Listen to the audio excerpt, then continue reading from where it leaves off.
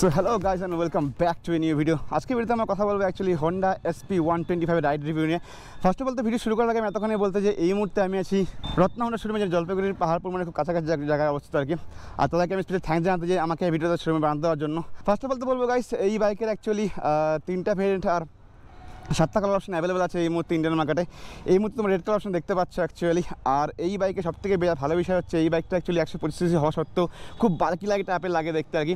ওই জন্য তো ম্যাক্সিমাম টাইমে এখন এই বাইকটা প্রচুর সেল হচ্ছে আর কি। সো আমার মনে হলো যে এটা একটা রাইড রিভিউ বানানো দরকার, আমার পার্সোনাল পয়েন্ট অফ ভিউ তোমার সঙ্গে শেয়ার করা দরকার। আমার মনে হয় সেটা তোমার জন্য খুব হেল্পফুল হবে, তার জন্য এই ভিডিও বানানো হচ্ছে। ফার্স্ট অফ অল তোমাকে আমি বললাম যে এই বাইকের 3টা ভেরিয়েন্ট আছে। তো একটা হচ্ছে ড্রাম ডিস্ক, আর একটা স্পেশাল এডিশন আছে আর কি, এটাকে অ্যাকচুয়ালি স্পোর্ট এডিশন বলা হয়। সো এই মুহূর্তে রেড কালার অপশন দিতে পারছি, এটা হচ্ছে নর্মাল ভেরিয়েন্টের মধ্যেই পড়ে। আর যেহেতু এটা ডিস্ক আছে তো এটা ডিস্ক ভেরিয়েন্টের মধ্যেই পড়বে। সো ডিস্কের উপর ডিপেন্ড করে অ্যাকচুয়ালি এই বাইকের প্রাইসে কিছু পার্থক্য আছে। তো প্রাইসের কথা যদি বলি তো এই যেহেতু এটা ডিস্ক ভেরিয়েন্ট আছে তো মোটামুটি এই বাইকের এক্সশোরুম প্রাইস 87,000-এর মতো, মানে সেটা 87,000-এর মতো, এবং অন রোড প্রাইস মোটামুটি 1,08,000-এর মতো। সো এটা হচ্ছে আবার কালারের উপর ডিপেন্ড করে, কোনো রকম প্রাইসের পার্থক্য হয় না। তো তোমাদেরকে আমি ভিডিওটা শুরু করার কিছু এই বাইকের ওভারভিউ একটু দিয়ে দিই। ফার্স্টে তোমরা দেখতে পাচ্ছ সামনে কিন্তু স্প্লিট টাইপের হেডলাইট আছে, হ্যালোজেন ইন্ডিকেটর দিয়ে দেওয়া হয়েছে, কিছু নন ফ্লেক্সিবল টাইপের টেলিস্কোপিক সাসপেনশন, তার সঙ্গে সঙ্গে 240 mm সিঙ্গেল পিস্টনের সিঙ্গেল ক্যালিপারের ডিস্ক ব্রেক। আর এই বাইকে অ্যাকচুয়ালি ABS নেই, তার বদলে আছে CBS মানে সেন্ট্রাল ব্রেকিং সিস্টেম, যেটা দেওয়া হয়েছে। সামনে আছে 18 ইঞ্চের অ্যালয় হুইল এবং 80/100 সেকশনের নন রেডিয়াল টিউবলেস টায়ার। পিছনে তোমরা দেখতে পাচ্ছ এক্ষেত্রে 18 ইঞ্চের অ্যালয় হুইল দিয়ে দেওয়া হয়েছে, এবং এক্ষেত্রে আছে 100/80 সেকশনের 18 ইঞ্চের অ্যালয় হুইলের উপরে non real tubeless tyre. So both টায়ারই খুব ভালো দেখেন দেওয়া হয়েছে। পার্সোনালি মনে হয় আগের ভার্সন থেকে এই ভার্সনে অ্যাকচুয়ালি পিছন টায়ারটা মোটা করে দেওয়া হয়েছে, তো এটার গ্রিপ আসলে ভালো হবে। অবভিয়াসলি আমি চালানোর সময় তোমাদেরকে সেটা সম্বন্ধে বলবো। পিছনে দেখতে পাচ্ছ এখানে সুন্দর গ্র্যাবেল দেওয়া হয়েছে, তার সঙ্গে সঙ্গে এখানে আছে হ্যালোজেন হেড লাইট এবং হ্যালোজেন ইন্ডিকেটর, নাম্বার লাগানোর জায়গা, এবং সারি গার্ড দিয়ে দেওয়া হয়েছে। পিছনে দিতে পারছে এখানে দিয়ে দেওয়া রেড কালারের হাইড্রোলিক সাসপেনশন। আর মোটামুটি এটা কিন্তু শক অ্যাবজর্বার খুব ভালো রকম হয় আর কি। আর তার মধ্যে এটা কিন্তু অ্যাডজাস্টেবল আছে আর কি, তো তুমি এটাকে নিজের রাইডিংয়ের পারফরমেন্সের উপরে এটাকে অ্যাডজাস্টেবল করতে পারো আর কি। ইঞ্জিনের সম্বন্ধে বললে এই বাইকে আছে 120 সিঙ্গেল সিলিন্ডার ফুল ইঞ্জিনের BS6 E20 কমপ্লেন ইঞ্জিন। আর এখানে মানে E20 ব্র্যান্ডিংও করে দেওয়া হয়েছে অবভিয়াসলি। এবং এই ইঞ্জিন থেকে মোটামুটি 10.7 bhp এবং 10.9 Nm টর্ক জেনারেট করবে। এবং মোটামুটি কোম্পানি ক্লেম করে এখানে 55 kmpl-এর মতো বা 60 kmpl-এর মতো তুমি মাইলেজ পেয়ে যাবে। এবং যেহেতু এখানে 11 লিটারের ফুয়েল ট্যাঙ্ক আছে তো মোটামুটি তুমি এই বাইক থেকে 700 থেকে 750 কিলোমিটারের মতো রাইডিং রেঞ্জ পেয়ে যাবে। মানে পার্সোনালি আমার যেটা মনে হয় এরকম এই রেঞ্জে এরকম টাইপের যে তুমি ফুয়েল রেঞ্জ পাচ্ছ, যেরকম ফুয়েল ইকোনমি পাচ্ছ এই বাইক থেকে, সেটা খুব ইমপ্রেসিভ একটা ব্যাপার আর কি, পার্সোনালি আমার যেটা মনে হয়। আর তার সঙ্গে সঙ্গে এই বাইকে কিন্তু এখন দিয়ে দেওয়া হচ্ছে ডিজিটাল ডিসপ্লে। TFT হলো খুব ফুল ডিজিটাল ডিসপ্লে এখানে দিয়ে দেওয়া হয়েছে, এবং ডিসপ্লে দেখতে পাচ্ছ এখানে সব কিছু ইনফরমেশন কিন্তু প্রোভাইড করে দেওয়া হচ্ছে। এরকম টাইপের অ্যানিমেশন এখানে শো করলো দেখতে পেলে আর কি। আর এই বাইকে যা যা ইনফরমেশন দরকার সব কিছু এখানে দিয়ে দেওয়া হয়েছে একটা ছোট্ট TFT ডিসপ্লের মধ্যে। আর সব থেকে বেস্ট যেটা মনে হয় সেটা হচ্ছে এখানে কিন্তু দেওয়া হচ্ছে গিয়ার শিফটিং ইন্ডিকেটর, যেটা ম্যাক্সিমাম বাইকে কিন্তু এখন মানে আমার বাইকে পার্সোনালি নিয়েছো, আমি বুঝতে পারি যেটা কতটা আর কি অভাব আছে আর কি মানে আমার বাইকে। তো এখানে যেটা দিয়ে দেওয়া হচ্ছে সেটা সত্যি খুব। তার সঙ্গে টাইম দেখতে পাচ্ছ, ওডোমিটার স্পিডোমিটারও আছে এখানে তো হচ্ছে ফুয়েল গেজ, রাইডিং রেঞ্জ দেখতে পাচ্ছ এখানে প্রেস করে তুমি এখানে টোটাল দেখতে পাচ্ছ কত কিলোমিটার গেছে মানে ওডোমিটার। এখানে ট্রিপ A, ট্রিপ B, এছাড়া এখানে ফুয়েল ইকোনমি শো করে, অ্যাভারেজ কত দিচ্ছে সেটাও শো করবে। দ্যাটস ইট, এরকম হচ্ছে ব্যাপারটা। তো সব কিছু এখানে পোর্ট করে দেওয়া, তার সঙ্গে এখানে সাইলেন্ট স্টার্টার অপশনে দিয়ে দেওয়া হয়েছে। তার সঙ্গে দেখতে পাচ্ছি এখানে সুইচ যেগুলো আছে এগুলো খুব প্রিমিয়াম টাইপের ফিন হয়। হর্নের সাউন্ড শুনতে পেলে কেমন টাইপের হর্ন এখানে দেওয়া হয়েছে। এবং এখানে পাস লাইট এবং আপার ডিবা সব কিছু কিন্তু এখানে একসঙ্গে ইন্টিগ্রেট করে দেওয়া হয়েছে আর কি। আর এটা এখন হোন্ডার ম্যাক্সিমাম বাইকে আস্তে আস্তে অ্যাড করে দেওয়া হচ্ছে আর কি।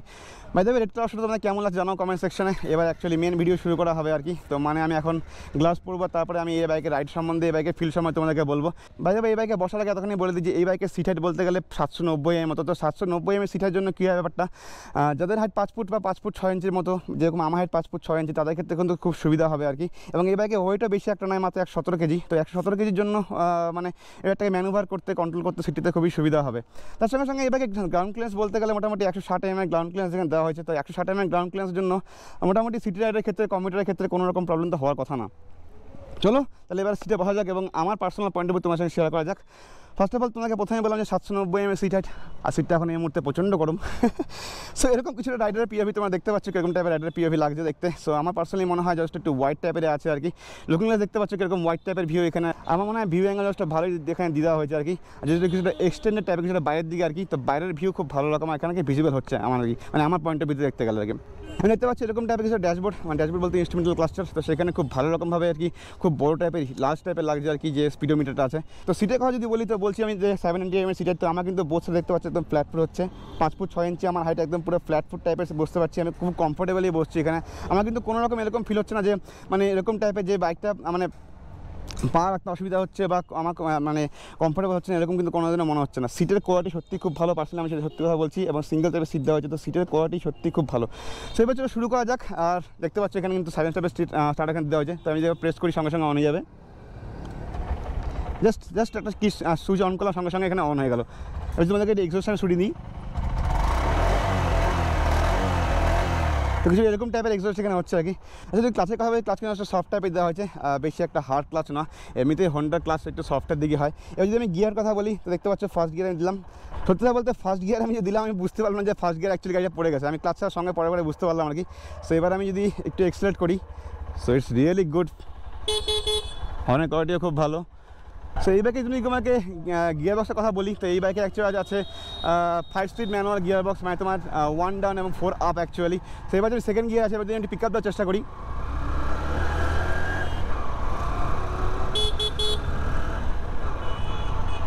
ওহো।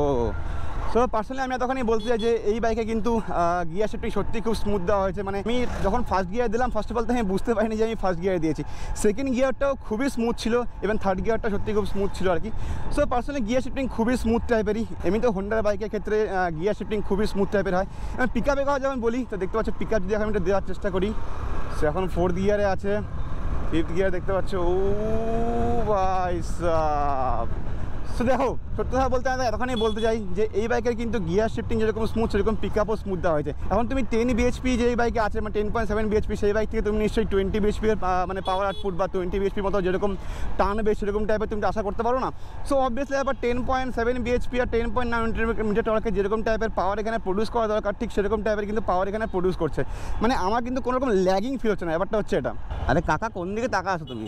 আরেকটা কথা আমি বললাম যে এই বাইকে কিন্তু সবগুলো সুইচই মোটামুটি প্রিমিয়াম টাইপের ফিল হচ্ছে, কারণ আমি যখন ইন্ডিকেটর প্রেস করলাম সেই মুহূর্তেও বুঝতে পারলাম। আচ্ছা এইবার চলো তোমাদেরকে আমি একটুখানি সাসপেনশনের কথা একটুখানি পরে বলি, তার আগে বলি ব্রেকিং কথা। সো ফার্স্ট অফ অল তো এই বাইকে আছে সিঙ্গেল ডিস্কের অপশন আর কি।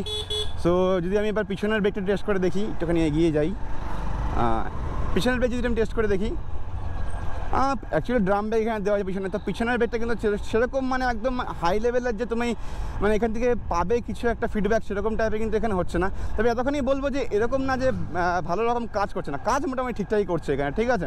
ওয়াও, হ্যান্ডেলিং করা সত্যিই খুব ভালো, ওফ নাইস হ্যান্ডেলিং যাকে বলে। আর আমি যেহেতু একা বসে আছি, আমাকে শোরুম থেকে একাই বাইক দিয়ে দিয়েছে, আমার এতটা ট্রাস্ট করে, থ্যাঙ্কস টু দেম। সো আমার মানে একা চালিয়ে আমি আর বুঝতে পারছি বাইকটা কতটা মানে ফিল হচ্ছে আগে, ব্যাপারটা হচ্ছে এটা। এবার যদি আমি সামনের ব্রেকের কথা বলি, এটা কিন্তু ওভারটেক করতে হবে, তো ওভারটেক করাও কিন্তু খুব ইজি হয়ে যায় অ্যাকচুয়ালি, মানে এরকম না যে পাওয়ার তোমার ফিল হবে না, কারণ সিটি রাইডের ক্ষেত্রে ওভারটেক করাটাও একটা ম্যাটার করে। এবার যদি সামনের ব্রেক আমি টেস্ট করে দেখি একটুখানি, ও ভাই সামনের ব্রেক তো খুব ভালো রকম বাইট ফিল হয়, মানে সামনের ব্রেকেরও খুব বাইট আছে, তখনই একদম মানে কনফার্ম জায়গা বলে, ঠিক আছে। সিঙ্গেল পিস্টনের আমার মনে হয় যদি ডবল পিস্টন হতো তো বেশি ভালো হতো আর কি। সিঙ্গেল পিস্টনের জন্য হয়তো কিছুটা বাইট তোমার ফিল আর কি কম হতে পারে, বাট এরকম না যে তোমার মানে বাইট একদমই ফিল হবে না, বাইট ফিল হচ্ছে। সামনে দেখতে পাচ্ছি এখানে বাম্প আসছে, তো ওখানে গিয়ে আমি দুটো ব্রেক একসঙ্গে প্রেস করবো, হ্যাঁ দেখি তো কেমন হয়। আরে কাকা দেখো এটা তো ঠিক কথা যে দুটো ব্রেক যখন একসাথে প্রেস করবে সেই মুহূর্তে কিন্তু ব্রেকিং আরও বেশি ইমপ্রুভ হয় আর কি, মানে ব্রেকিংয়ে বাইট তুমি আরও ভালোভাবে ফিল করতে পারবে। আর নিউট্রালে আমি আসলাম এখনই থেকে, মানে এরকম না যে আমাকে আপার ডিপ আর আপ ডাউন করতে হচ্ছে, জাস্ট আমি একবার একটুখানি হালকা করে উপর দিকে শিফট করলাম আর সঙ্গে সঙ্গে গাড়িটা নিউট্রালে হয়ে গেল। সো এখান থেকে আমি একটুখানি পিক আপ নেওয়ার চেষ্টা করবো, দেখি কেমন টাইপের এখানে পিক আপ হয়। সো ওকে সব না ফার্স্ট গিয়ার বাসটা যাক, ওকে না ওয়াও